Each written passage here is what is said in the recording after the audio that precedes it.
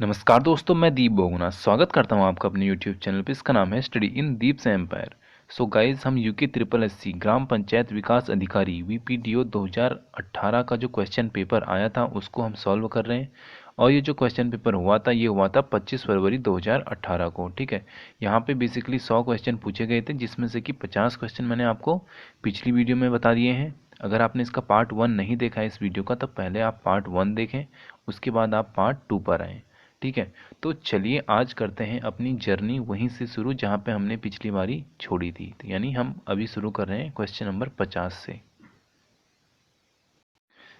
तो हमने question number 50 देख लिया था। अभी मैं आपको बताता हूँ क्वेश्चन नंबर 51 जो पूछा गया था वो ये पूछा गया था, श्रीनगर गढ़वाल में स्थित अजयपाल का राजभवन किस वर्ष भूकंप के कारण क्षतिग्रस्त हुआ था। तो ये पूछा गया है कि कब यहाँ पे भूकंप आया था जिससे कि उनका जो राजभवन था वो क्षतिग्रस्त हुआ था।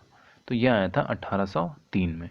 ठीक है, बढ़ते हैं अगले क्वेश्चन की ओर, जो कि है निम्नलिखित में से किस वर्ष नैनीताल में भारी भूकंप यानी भूस्खलन हुआ था।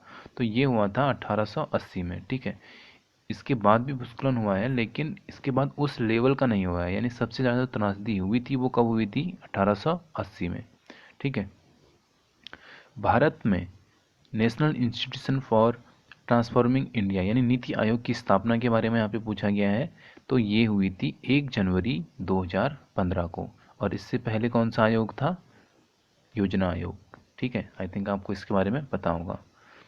कुमाऊं परिषद का गठन किस वर्ष किया गया। तो ये बहुत इंपॉर्टेंट क्वेश्चन बनता है उत्तराखंड के दृष्टिकोण से कि कुमाऊं परिषद का गठन किस वर्ष किया गया। तो ये किया गया था 1916 को।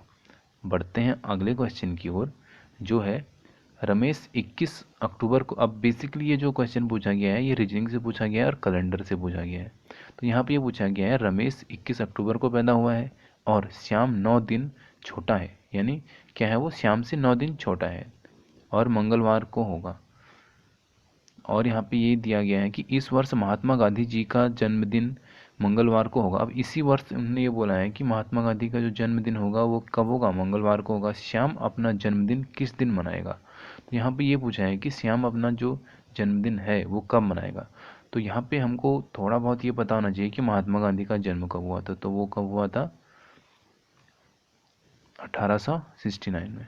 ठीक है, तो यहाँ पे हमको ये तो पता है कि 1869 में हुआ था। अब वहाँ पे हमको ये देखना पड़ेगा कि किस डेट को हुआ था। तो 2 अक्टूबर को हुआ था। ठीक है, तो 2 अक्टूबर को हुआ था। तो हम पहले ये निकालेंगे कि 2 अक्टूबर को कौन सा बार है, मंगलवार है। यहाँ पे हमको दे रखा है क्वेश्चन में कि इसी यानी इसी टाइम पे मंगलवार को किसका जन्मदिन होगा, महात्मा गांधी का। ठीक है, इसी वर्ष महात्मा गांधी जी का जन्मदिन होता है मंगलवार को। तो 2 अक्टूबर को मंगलवार है।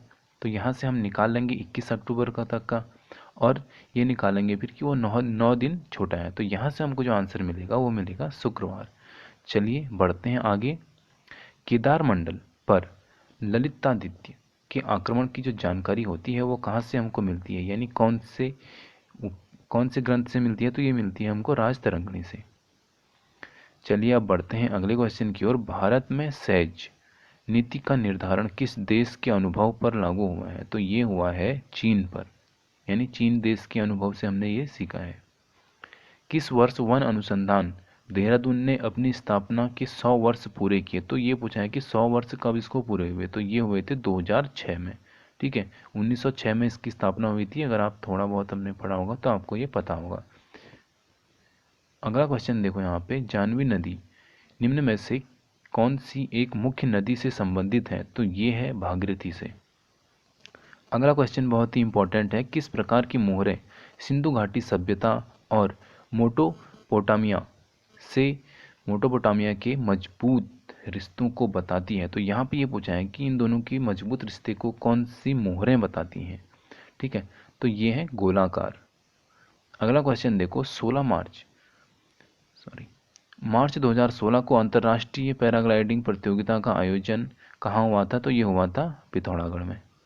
ठीक है, अटल पेंशन योजना में सम्मिलित होने की जो अधिकतम आयु है ये पूछी गई है। तो ये है 40 वर्ष। ठीक है, अगला क्वेश्चन देखो आप, काशीपुर में बाल सुंदरी देवी के मंदिर पर कौन सा मेला लगता है। तो यहाँ पे आपको पहले तो ये पता होना चाहिए काशीपुर में लगता ही एक ही मेला है। कौन सा मेला, चैती मेला। तो कोई भी आए तो आप वहाँ पे आइडिया लगा सकते हो कि चैती मेला हो सकता है। ठीक है, इसका आंसर चैती मेला होगा। अब यहाँ पे फिर से एक रीजनिंग का क्वेश्चन दिया गया है। 39 छात्रों के भार का जो औसत है वो है 40 किलोग्राम। तो हम पहले निकालेंगे कि टोटल कितना हो रहा है। तो हम क्या करेंगे, 39 इंटू 40 करेंगे। ठीक है, जो भी आएगा, यदि उनके अध्यापक के भार को इसमें शामिल कर दिया जाता है तो 800 ग्राम की वृद्धि हो जाती है। तो 800 ग्राम की क्या हो रही है, वृद्धि हो रही है यहाँ पे। तो हम क्या करेंगे, अब 40 गुणा 40.8, अब इनको जो गुणा करके ये वाली वैल्यू में से ये वाली वैल्यू को घटा देंगे। ठीक है, जो आंसर आएगा वो हमारा आंसर होगा। और यहाँ पर आंसर आ रहा है 72 किलोग्राम। किस ग्रंथ में गढ़ नरेश श्याम शाह को मुगल बादशाह द्वारा एक घोड़ा व हाथी प्रदान करने का उल्लेख मिलता है? तो ये मिलता है हमको तुजुक ए जहांगीरी में। ठीक है, तुजुक ए जहांगीरी में मिलता है। भारत में न्यूनतम मजदूरी अधिनियम पारित कब हुआ था? ये हुआ था 1948 में। इसके बाद आप अगला देखो, यहाँ पे अर्जुन पुरस्कार से सम्मानित खिलाड़ी हरिदत्त कापड़ी किस खेल से संबंधित है? तो हरिदत्त कापड़ी किस खेल से संबंधित है? पहली बात तो आपको ये पता होना चाहिए, ये हमारे उत्तराखंड के ही हैं और ये बास्केटबॉल खेलते हैं। गुप्त वंश का संस्थापक पूछा गया है। तो गुप्त वंश का संस्थापक बहुत ही इजी क्वेश्चन है, कौन है? श्रीगुप्त। अगला क्वेश्चन यहाँ पे है, निम्नलिखित में से कौन सा सही सुमेलित नहीं है? तो यहाँ पे ये बताना है कि कौन सा सही सुमेलित नहीं है। तो यहाँ पे जल विद्युत परियोजनाएं हमको दे रखी हैं 4, और ये दे रखे हैं कि कौन सी जल विद्युत परियोजना किस डिस्ट्रिक्ट में है। तो लाहौरी नागपाल परियोजना उत्तरकाशी में है, बिल्कुल सही है। इसके बाद देखो, विष्णु प्रयाग परियोजना रुद्रप्रयाग, ये वाला ऑप्शन गलत है। मानेरी बहाली परियोजना उत्तरकाशी में है। इसके बाद सप्तेश्वर परियोजना कहाँ है? पिथौरागढ़ में है। वर्ष 2011 की जनगणना के अनुसार जनसंख्या घनत्व के संबंध में उत्तराखंड भारत का कौन सा राज्य है? तो ये है 26वां राज्य। ठीक है, अब बेसिकली अभी ये 2018 का क्वेश्चन पेपर है, इसलिए यहाँ पे जो पूछे गए हैं जनगणना से क्वेश्चन ये 2011 से पूछे। अब अगर अभी हाल ही में अगर पेपर हो जाता है बीपीटीओ का, तो वहाँ पे भी जो क्वेश्चन आएंगे वो 2011 की जनगणना से आ सकते हैं। लेकिन जब अगर कुछ टाइम बाद हुआ तो वहाँ पे मे भी कि 2021 की जनगणना का जब तक रिपोर्ट आ जाए तो वहाँ से क्वेश्चन आने की संभावनाएं हैं, क्योंकि 2021 की जनगणना अभी चल रही है।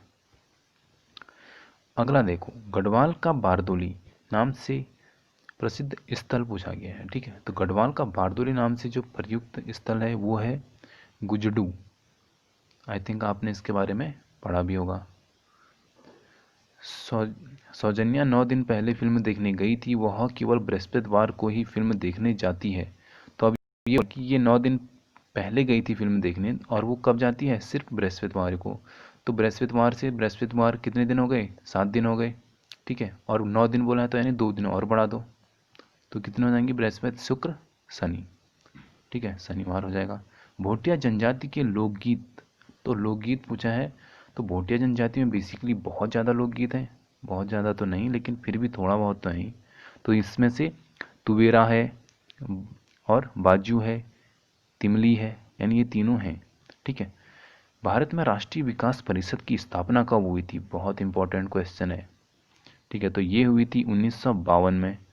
और इसके बाद अगला क्वेश्चन है, नुंगटंग देवी की पूजा की जाती है। तो नुंगटंग जो देवी है इनकी जो पूजा की जाती है वो की जाती है रंग समुदाय में।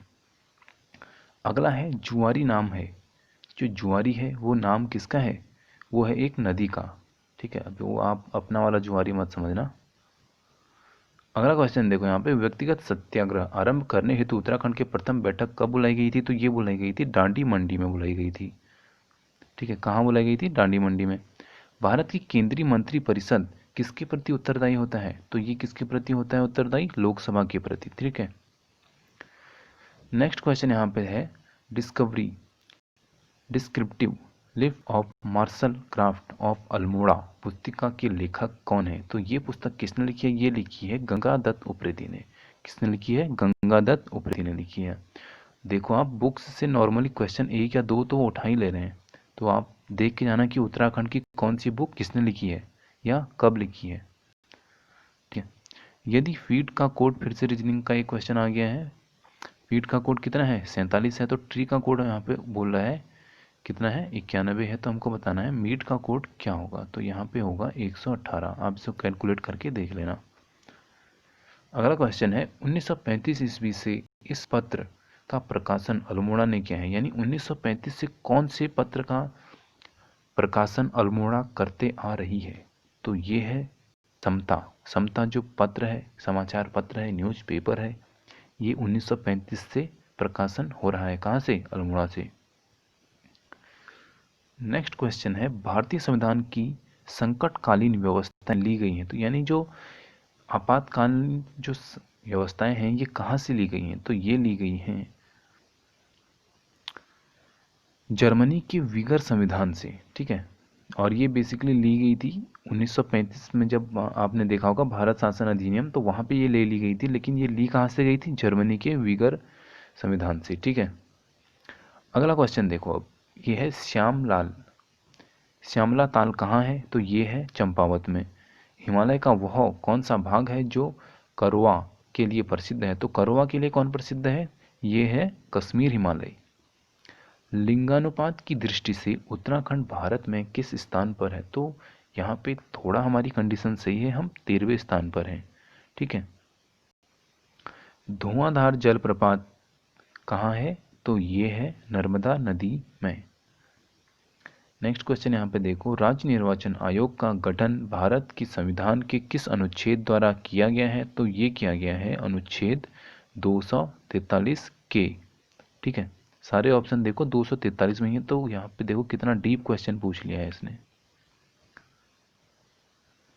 मोहन उप्रेती है। अगला क्वेश्चन है मोहन उप्रेती कौन थे। तो मोहन उप्रेती कौन है? ये है सुप्रसिद्ध रंगकर्मी और निर्देशक। ठीक है, ये एक निर्देशक यानी डायरेक्टर है। अब देखते हैं अगला क्वेश्चन, आप सीधे चल रहे हैं, जो कि पूछा गया है रीजनिंग से। आप सीधे चल रहे हैं और फिर आप बाईं ओर मुड़ गए। यानी आप पहले सीधे चल रहे थे, अब आप किसी भी दिशा में चल रहे थे, डजेंट मैटर, कहीं को भी चलो। अब क्या हुआ, लेकिन आप अब बाईं ओर मुड़ गए। ठीक है, माना मैं पहले उत्तर की ओर चल रहा था, अब मैं बाईं ओर मुड़ गया। ठीक है, यदि इस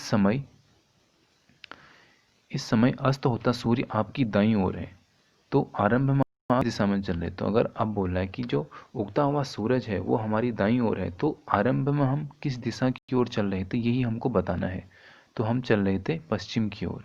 ठीक है, आप उसको उसी तरह कैलकुलेट करके निकाल सकते हो। भारतीय स्वतंत्रता संग्राम के दौरान निम्नलिखित में से किसने इस बात पर जोर दिया कि ग्राम पंचायतों को मजबूत बनाने के लिए आर्थिक व राजनीतिक शक्ति का विकेंद्रीकरण होना चाहिए। तो ये बोला था महात्मा गांधी ने। नेक्स्ट क्वेश्चन देखिए, भारतीय संविधान में पंचायती राज व्यवस्था से संबंधित जो अनुसूची है वो पूछी गई है। तो ये है 11वीं अनुसूची। नेक्स्ट क्वेश्चन यहाँ पे देखो, ये है गढ़वाल एंशियंट एंड मॉडर्न पुस्तक किसने लिखी है। तो ये पुस्तक लिखी है पातीराम ने। ठीक है, और आई थिंक ये हमने अपनी जो उत्तराखंड की जो सीरीज चल रही है 100 क्वेश्चन जिसमें हमने देखे थे, वहाँ पे भी हमने ये पढ़ लिया था। तो आप देख सकते हो कि कुछ क्वेश्चन क्या हो रहे हैं वहाँ से भी रिपीट हो रहे हैं। ठीक है, उष्ण कटिबंधीय घास के मैदानों को क्या कहा जाता है। ये कहा जाता है सवाना। ठीक है, और ये बेसिकली उत्तराखंड की बात हो रही है, तो उत्तराखंड में सवाना कहा जाता है। अगर आप कश्मीर की साइड में चले जाओगे तो वहाँ पे अलग बोलते हैं। मतलब हर जगह ये अलग अलग नाम होते हैं, वहाँ की बेसिक, वहाँ की जो जाति होती है वही रखती है। अभी यहाँ पे अगला क्वेश्चन फिर से रीजनिंग का पूछा गया है। इसमें ये पूछा गया है कितने वर्ग हैं। ठीक है, तो आप देख सकते हो 1 2 3 4 5 6 7 8 9 10 और एक ये 11 और एक ये 12। ठीक है, निम्न में से छायकशील पाई जाती है। तो ये पाई जाती है मरुस्थल में। ठीक है, छत्र कला। अगला क्वेश्चन आप देखो, उत्तराखंड में सिंचाई अनुसंधान संस्थान कहाँ स्थित है। ये है रुड़की में। ठीक है, नेक्स्ट क्वेश्चन है किसी वस्तु को 75 रुपये में विक्रय करने पर एक आदमी को 4% की हानि होती है। उस वस्तु को कितने में बेचा जाए कि 20% का लाभ हो। तो यहाँ पे ये बोला गया है कि कोई वस्तु है, उसको अगर हम 75 में बेचते हैं तो हमको 4% का लॉस हो रहा है। तो 4% का लॉस हो रहा है, इसका मतलब हमने वो वस्तु दे दी 96% में, ठीक है। तो 96% में जब हमने वस्तु दी तो उसकी वैल्यू कितनी है, 75 है। यहाँ से 1% की वैल्यू आ जाएगी, कितनी हो जाएगी, 75/96। और हमको चाहिए 20% का लाभ, तो हम क्या कर देंगे, 120 से इसको गुणा कर देंगे। अब यहाँ पे जो सॉल्व करके आएगा वो हमारा फाइनल आंसर हो जाएगा, ठीक है। और जो कि आ रहा है 93.75। प्रसिद्ध गर्जिया देवी मंदिर किस नदी के किनारे अवस्थित है? तो बहुत इंपॉर्टेंट क्वेश्चन है। तो कहाँ पे है, ये है कोसी नदी, ठीक है। ये ऑप्शन बी है यहाँ पे। कौन सी नदी है, कोसी नदी, ठीक है। तो कोसी नदी पर ये मंदिर अवस्थित है। आप अगला क्वेश्चन देखो, अश्व अक्षांश कहते हैं, तो अश्व अक्षांश किसको कहते हैं, ये कहते हैं उपोष्ण उच्च दाब पेटी को। अगला और अंतिम क्वेश्चन है यहाँ पे, ग्राम पंचायत सदस्यों की योग्यता भारतीय संविधान के किस अनुच्छेद में वर्णित है? तो ये बोला गया है कि जो ग्राम पंचायत सदस्य होते हैं इनकी जो योग्यता है वो संविधान के किस अनुच्छेद में है? तो ये है अनुच्छेद 243F, ठीक है। तो आई होप आपको ये लेक्चर थोड़ा बहुत पसंद आया होगा। अगर आपको लेक्चर पसंद आया तो आप वीडियो को लाइक करना और कमेंट करना ना भूलें। अगर आप इसी प्रकार की, यानी जो पूछा गया था यहाँ पे, ये हमने देखा है 25 फरवरी का पेपर, तो अगर आप चाहते हैं कि मैं इसके अलावा जो और शिफ्ट में पेपर हुआ था उसको भी लेके आऊँ तो आप मेरे को कमेंट बॉक्स में बता सकते हैं। अगर आपका रिस्पॉन्स आया then I will make another video. मिलते हैं अगली वीडियो में, तब तक के लिए जय हिंद, जय भारत।